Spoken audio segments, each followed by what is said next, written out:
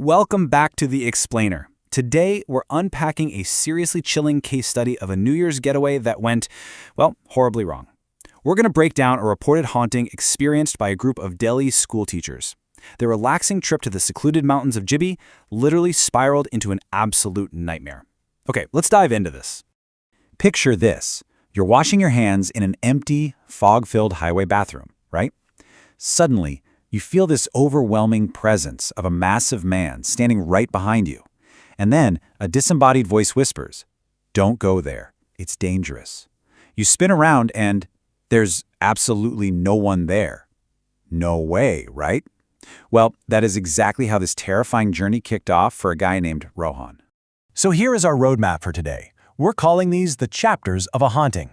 We'll start with the ill-fated holiday, move into the first signs of trouble, discuss the midnight mistake, look at the escalating paranormal encounters, and finally, the priest's revelation.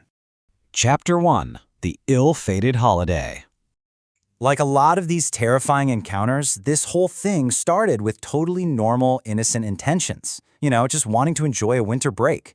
So our story centers around 9 friends. We've got 3 couples and 3 singles. Our main source for this is Rohan. He's a sports teacher from a school in Delhi, and he shares a really tight bond with 2 of the other female teachers, Diksha and Riddhi, as well as their boyfriends.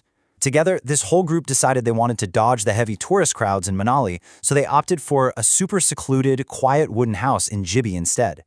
But guys, this trip seemed to hit this bizarre, invisible resistance before it even started. They planned the trip on December 24th and booked the house on the 26th. Easy enough. But then, by December 29th, Rohan falls mysteriously and heavily ill.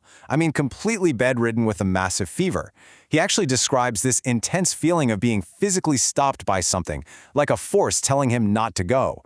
But, he pushes through, grabs a cab to the bus stand on January 1st, and here's the wild part. The exact moment he boards that bus at 7 p.m., his severe illness just vanishes.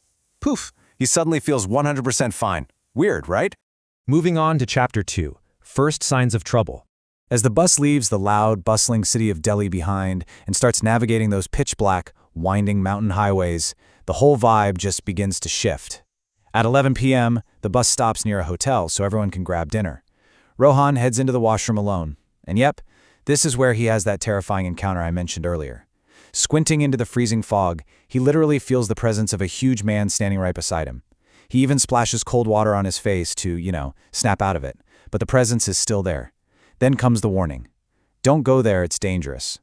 Shaken by the absolute dead silence that follows, Rohan heads back to his friends, but decides to just keep his